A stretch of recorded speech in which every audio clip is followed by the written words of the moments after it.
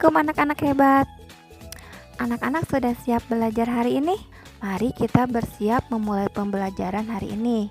Namun, kita awali dulu membaca doa ya. Raditu billahi rabba wa bil islami dina wa bi muhammadin nabiyya wa rasula. Semoga kita selalu sehat dan diberikan kemudahan dalam melaksanakan kegiatan belajar hari ini. Nah, anak-anak yang hebat, di pembelajaran ini kita bisa melihat di mana ada Pak Guru dan anak-anak yang sedang berbaris. Di situ ada dua barisan putra dan putri. Nah, mereka sedang melakukan gerakan kemampuan lokomotor. Apa sih kemampuan gerak lokomotor? Kemampuan gerak lokomotor adalah bisa digunakan untuk memindahkan tubuh dari satu tempat ke tempat lain atau untuk mengangkat tubuh ke atas seperti lompat atau loncat. Sedangkan kemampuan gerak lainnya adalah berjalan, berlari, skipping, melompat, meluncur. Jadi di dalam gambar tersebut, Pak Guru menyuruh anak-anak berpindah tempat untuk berjalan. Setelah itu, anak-anak kembali ke dalam kelas. Bermain sambil mengenal teman baru. Siti bermain bersama teman baru.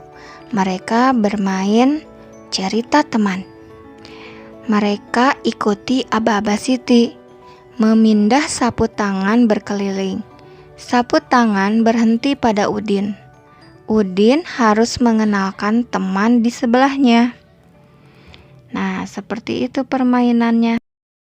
Namun karena sekarang kita belajarnya secara daring, maka kalian akan mendengarkan cerita dari Bu Rani. Judulnya Tupai dan Ikan Gabus. Pada zaman dahulu kala di sebuah telaga, hiduplah seekor ikan gabus dan tupai. Mereka hidup dengan rukun dan saling tolong-menolong. Apabila yang satu sedang terkena masalah, yang lain pasti akan segera membantu.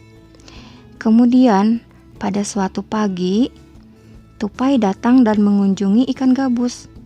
Ternyata, sahabatnya itu sedang jatuh sakit. Kondisinya terlihat begitu lemah dan memprihatinkan. Tupai kemudian memutuskan untuk menemani dan menjaganya. Beberapa hari kemudian, kondisi ikan gabus masih tidak menunjukkan perubahan. Bahkan ia juga tidak memiliki tenaga untuk sekedar menelan makanannya.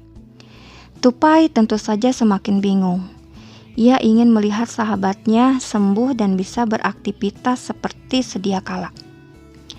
Tak mau melihat sahabatnya seperti itu terus-terusan, Tupai kemudian memaksanya untuk makan, meskipun sedikit tak apa. Yang penting perutnya terisi, katanya. Gabus, makanlah dulu biar kamu cepat sembuh. Kamu memang tidak mau berenang dengan bebas sambil menikmati udara segar lagi. Namun, Gabus hanya menggelengkan kepala dan menjawab, "Tapi aku tak ingin makan, Tupai. Semua makanan rasanya pahit di mulutku." "Kalau tidak suka yang ini, apa kamu ingin aku mencarikan makanan yang lain? Bilang saja, nanti aku carikan." "Benarkah itu, Tupai? Kamu mau mencarikannya untukku?" Pertanyaan Gabus hanya dijawab anggukan kepala oleh Tupai. Aku ingin makan hati ikan hiu, tapi pasti akan sulit sekali untukmu mendapatkannya. Hiu kan ganas," lanjutnya. Saat mendengar penuturan tersebut, tentu saja Tupai kaget. Ternyata permintaan sahabatnya cukup sulit untuk dipenuhi. Terlebih lagi, hiu adalah ikan yang sangat besar dan ganas. Bisa-bisa sebelum mendapatkan hatinya, ia sudah dimakan duluan. Namun, karena sudah berjanji, mau tidak mau ia akan tetap menempatinya.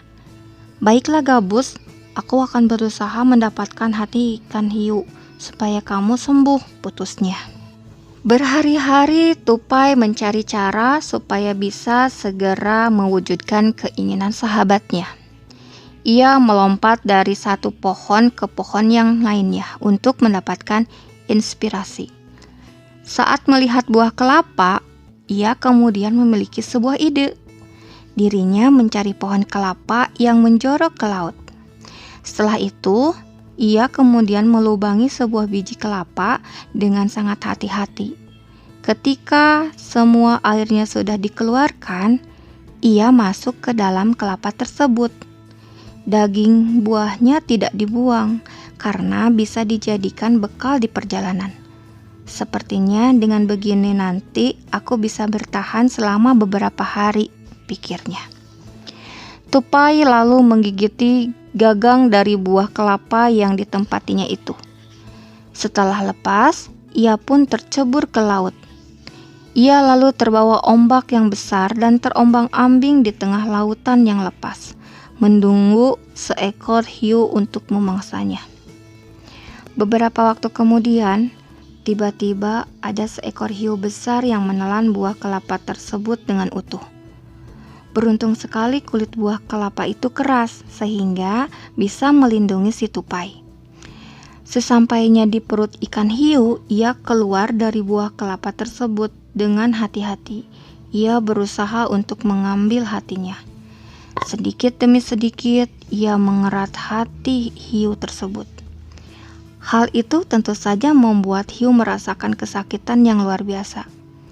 Ikan besar tersebut menggelepar-gelepar di dalam air. Karena sudah tidak kuat, ia akhirnya mati dan terdampar di pinggir pantai. Setelah merasa benar-benar aman, Tupai keluar dari perut ikan hiu sambil membawa hatinya. Ia lalu mencari jalan untuk pulang dan menyerahkan hati tersebut untuk sahabatnya.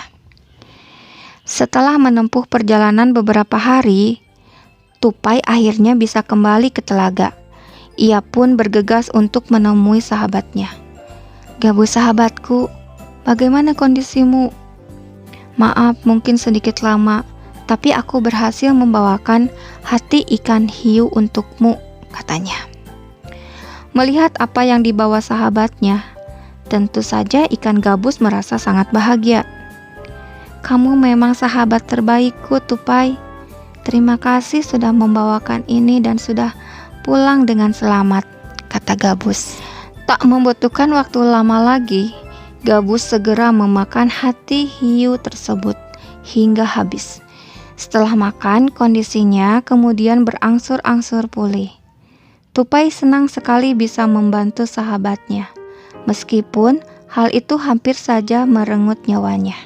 Nah, anak-anak hebat, begitulah cerita kisah persahabatan Tupai dan ikan gabus. Baiklah anak-anak hebat, demikianlah pembelajaran hari ini. Sampai ketemu besok. Wassalamualaikum warahmatullahi wabarakatuh.